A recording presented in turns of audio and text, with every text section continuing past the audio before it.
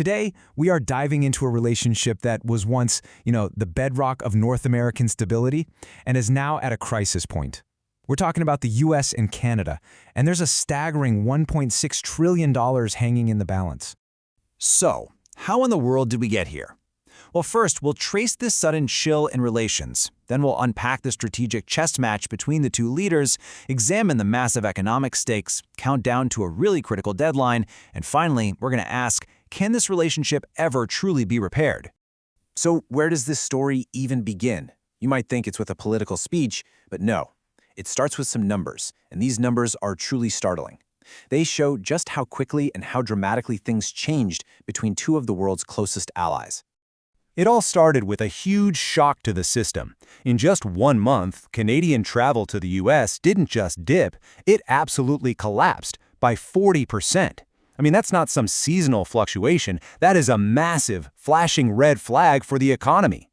And that red flag? It translates into cold, hard cash. We're talking about a $4 billion annual loss to the American economy. Just think about what that actually means on the ground. Empty hotels, shuttered restaurants, all in border towns that have relied on Canadian visitors for decades. And this isn't just some abstract economic problem. You can really feel the human cost here. The mayor of Haines, Alaska, put it this way: Trump's tariffs are destroying the normally friendly relationship. These policies are literally tearing apart the fabric of communities connected by a shared border. It's a constant numbers alone just can't capture. Now, this didn't happen in a vacuum. It's really the result of a high-stakes geopolitical chess match. And what's so fascinating is that while one side has been making these loud, aggressive moves, the other has been quietly and, very strategically repositioning its pieces all over the global board.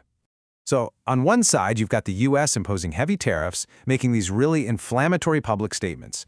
But then you look at Canada, and they're not just retaliating, they are preparing for a future that might not even include the U.S. as its primary partner, accelerating new partnerships and strengthening their own internal economy. And this contrast is just, wow, it's striking. As the U.S. was implementing new rules that treated Canadian visitors with suspicion, fingerprinting them, Canada was over in Brussels, securing a major defense partnership with the European Union. It's like one side was building walls while the other was out building bridges. And this isn't just about Europe. Oh no. Canada is executing a full-blown, long-term strategy to diversify its trade relationships away from the U.S. The goal here is crystal clear: create a whole network of reliable partners to make sure its economic future is never, ever again held hostage by a single nation. It's all about resilience. Okay, so this brings us to the absolutely massive economic stakes. Because while Canada is busy building all these new options, the U.S. economy is facing a colossal risk if this relationship completely breaks down. And let me be clear, this is not just a Canadian problem. Right at the heart of this whole conflict is the trade deal known as USMCA in the States and CUSMA in Canada. You probably know it as the successor to NAFTA. This is the agreement that governs that massive flow of goods and services between the United States, Mexico, and Canada. And the scale here is just immense. We're talking over $1.6 trillion in trade float under this deal in 2024 alone. And a lot of this involves these deeply integrated supply chains. Just imagine a car part crossing the border 3 or 4 times before it ends up in a finished vehicle. All of that is now at risk. And the warnings coming from American industries, they're dire. For farmers, we're talking apple, pear, and cherry growers. This isn't just some inconvenience. They call the potential loss devastating, because for them, there are simply no other export markets that can replace Canada and Mexico. Nowhere to go. And it is the exact same story coming from the American heartland. The American Soybean Association is warning that its farmers will be caught right in the crosshairs of retaliation. For them, it's got to feel like a painful case of déjà vu, just echoing the damage from past trade wars. And get this, even America's own auto giants, GM, Ford, and Stellantis, are speaking out.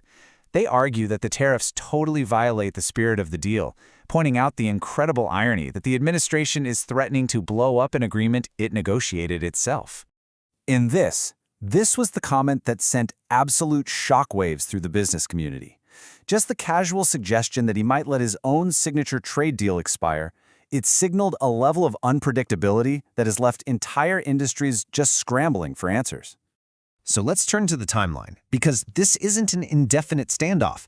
All of this tension, all of this uncertainty is barreling towards a single critical date that is coming up really, really fast. You can see the escalation so clearly here.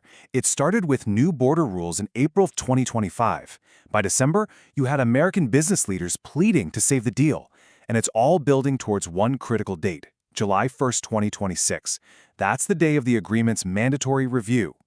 On that day, the fate of North American trade really comes down to one of three choices for each country. They can agree to renew the deal as is, they can demand a renegotiation, or any single country can just pull the plug and trigger a withdrawal. And this brings us to the biggest question of all. Does the outcome on July 1st even matter anymore? Or have the events of the last few years already pushed this relationship past the point of no return, regardless of what happens with the trade deal? This shows that Canada is not backing down, not one bit. When reports suggested they were easing off, the finance minister immediately corrected the record, stating that the vast majority of their retaliatory tariffs are still in place. That is not the behavior of a country looking for a truce. Which brings us to a much more profound question. This crisis has forced Canada to build a future where it's less dependent on the United States. And once those new supply chains and partnerships are built, do they ever really go away? Is it possible that a certain level of trust, once it's broken, just can't be fully repaired? And that is perhaps the most significant takeaway from this entire standoff. The lesson being learned by allies all around the globe is that relying on the United States is a risk, and its agreements may not be permanent. A fundamental realignment is happening right now, and the consequences will last for decades.